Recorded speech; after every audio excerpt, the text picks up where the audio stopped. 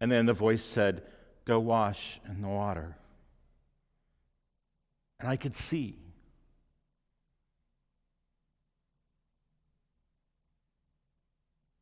Then another woman spoke up and said, "I knew I had tried everything else. Nothing had healed me. There was nothing I could do. And I knew the stories about him. So I reached out and just touched his robe. No one would know. But he knew. He knew. And I was made whole. It stopped. He did something no other doctor could do. And then he thanked me for my faith.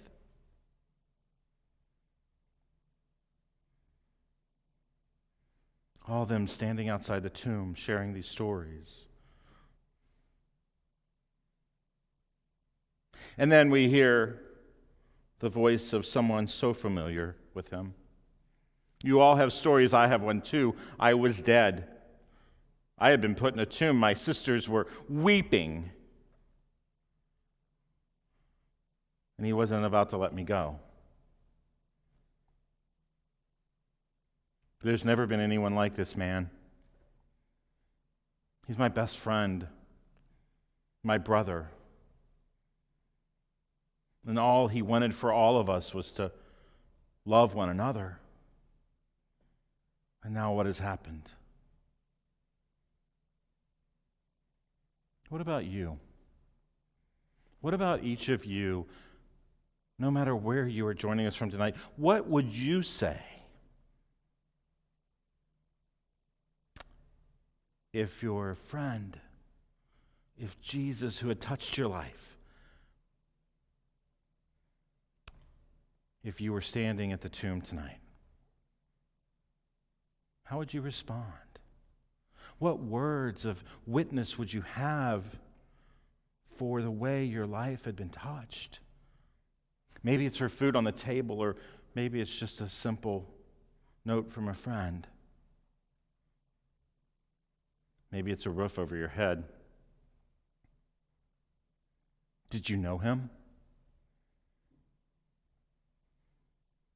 Have you ever thought about the lessons he taught or the way he acted and think, wow, that could have been me? Do you have a word in his memory this night?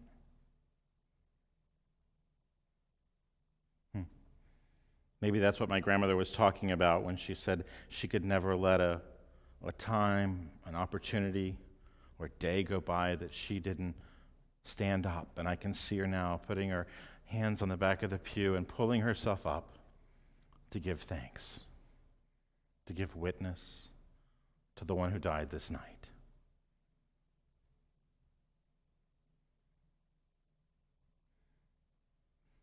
He's gone, and now we have a choice on this earth to live out the life that he taught us to live. To stand up for those who cannot stand up for themselves. To speak out for those who cannot speak out for themselves. To love others and show grace to everyone.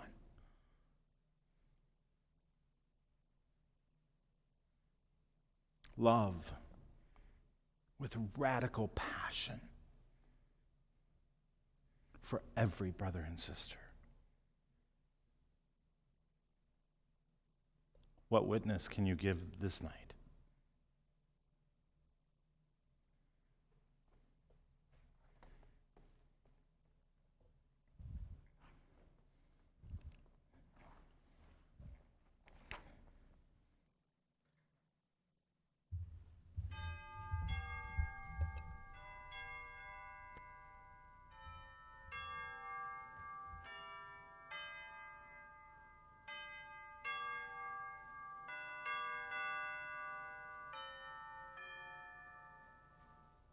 The burial.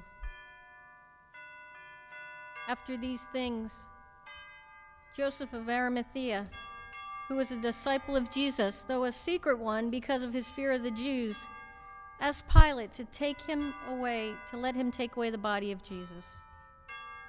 Then Pilate gave him permission, so he came and removed his body. Nicodemus, who had at first come to Jesus by night, also came, bringing a mixture of myrrh and aloes weighing about 100 pounds. They took the body of Jesus and wrapped it with the spices in linen cloths, according to the burial custom of the Jews. Now there was a garden in the place where he was crucified, and in the garden there was a new tomb in which no one had ever been laid. And so, because it was the Jewish day of preparation and the tomb was nearby, they laid Jesus there. Amazing grace, how sweet the sound that saved a wretch like me. I once was lost, but now am found.